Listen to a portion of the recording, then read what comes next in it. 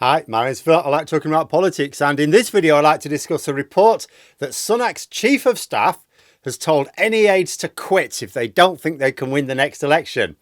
Then, Sunak's Chief of Communications did just that, which begs the question, is Sunak having a last rejig of his top team in order to maximise their performance, or are they just getting rid of the small number of aware strategists left in order to get a full complement of yes men? But first, if you'd like to be notified of daily news and politics, please subscribe to the channel. So, trouble at Mill. I'm really plumbing the depths here. I'll dirty my eyes with the Daily Express and the Daily Mail and even the Spectator when I have to. But I rarely hold my nose for long enough to manage with the likes of Guido Fawkes. However, there was something that piqued my interest, an interesting concept, in that Sunak's Chief of Staff in Downing Street, Liam Boothsmith, the hapless advisor who has been presiding over the Prime Minister's rudderless strategies for the past year, had a meeting last night with the special advisors and told any of them, said, if you don't think we can win the next election, quit. In fact, I'll help you get another job. Get out of here.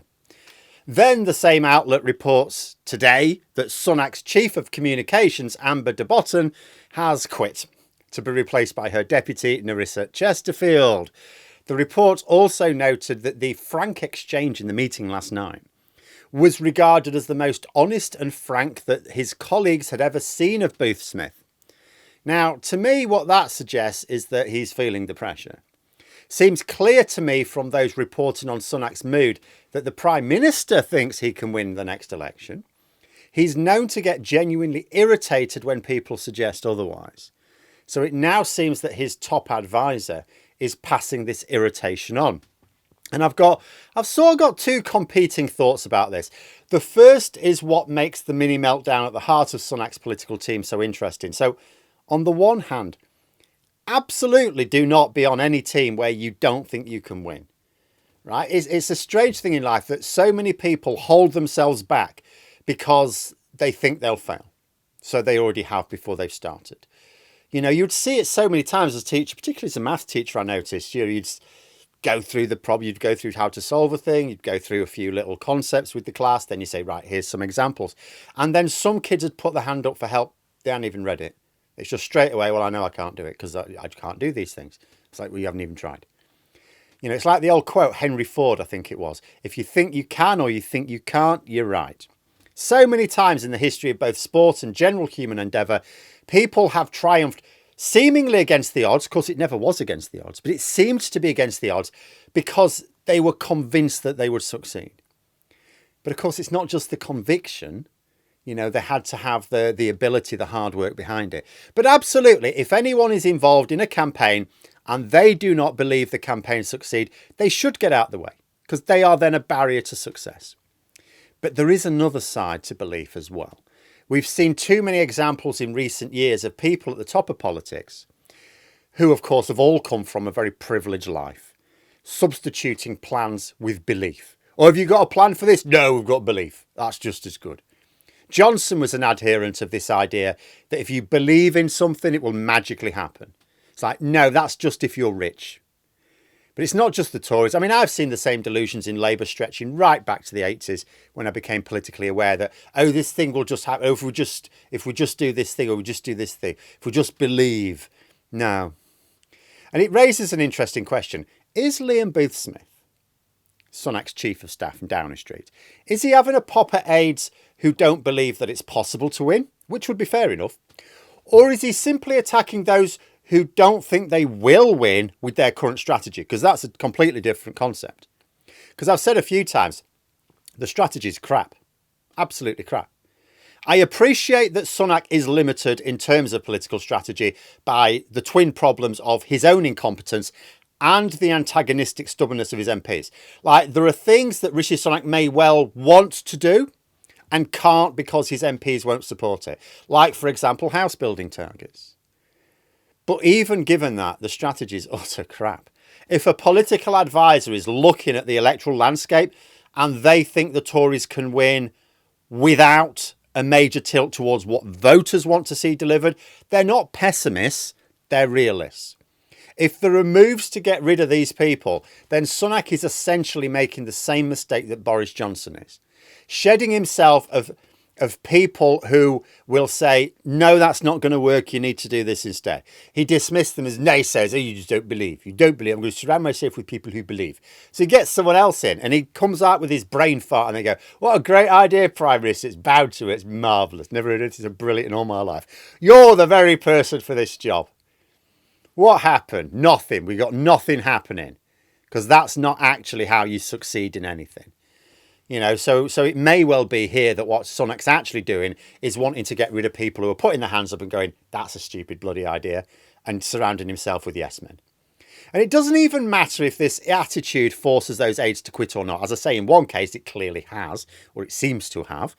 It's just obvious from this outburst that they are being ignored. I've often wondered if Downing Street has some self-aware advisors whose advice is just being ignored.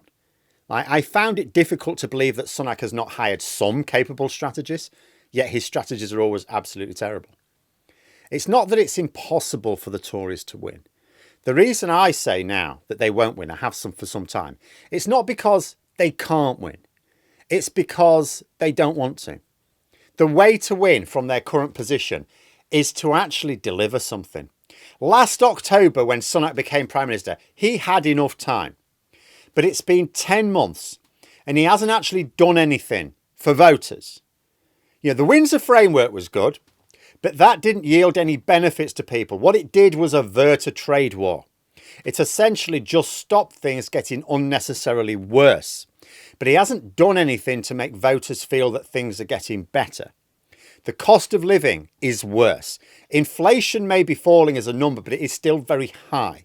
Even if it does get to half of last year's value, that is still 3 times higher than it needs to be. Incomes are not keeping up. Our waters continue to be polluted by greedy private companies who, as I reported earlier, seem not to even pay any tax, or maybe later, depends which order I do these videos. Schools and hospitals are now literally crumbling due to a lack of investment in new buildings. The NHS backlog's just growing. For all the talk about tougher sentences for serious crimes, it's sometimes taking years for cases to come to court. The Tories are boasting about police numbers, but crime is still really high. And now Sunak has given the job of running the one stable department that was considered competent, the Defence Department, to a sort of malevolent Del boy. Just fix something. If I were an advisor, I would say right now, look, culture wars aren't going to do it. It's not that they never work. They're not going to work now. Wedge issues, not going to do it. They work when the public are nervous about the alternative. Because they work on the basis that people will think, well, the Conservatives are not very good, but could be worse and maybe Labour will be worse. That's how they work. But voters don't fear Keir Starmer. Labour MPs are also by and large behaving themselves. They're focusing on the prize. They realise they're going to win here and they just need to keep their heads down, not say anything stupid. The odd one, yes, does jump up and say something stupid now and then, but it's largely lost in the noise of half the Tory parliamentary party saying something even dumber. Sunak's route to what is now an almost impossible election victory is to persuade voters that it's better the devil you know. But that only works if they see Labour and Starmer as a devil. They're not worried about them. The Tories can't fix their mess in the time left to them. I mean, that's ridiculous. They can't do that now. But they need to persuade voters that they will fix it in time. Now, after what will be 14 years, they can't just do that with blind promises. They need to deliver something before the election. Just one thing might do it. But it has to be important to target voters. Don't tell them what they want to see. Listen to what they want to see. And fix it. Fix something. Just find something to fix that won't cause a rebellion of your idiot MPs and fix it. Stop wasting bandwidth with culture wars and do something. That is what my advice would be were I in his Downing Street team. And I imagined I'd be labelled as one of the pessimists and told to quit for not seeing a route to victory that actually lies in the job, in not doing the job of government. That's how I'm reading that small article. It's possible that there are actual naysayers in the team. And yes, of course, they are never of any help. But I suspect that what Sunak is doing here is pressuring his chief of staff to build a team of the blindly devoted because belief alone is apparently going to win the election. But there we are. Those are my thoughts. Let me know yours in the comments below. I hope you found the video interesting. If you did, please click the like button. And if you'd like to support the channel further, the join button for memberships. And until next time, I'll see you later.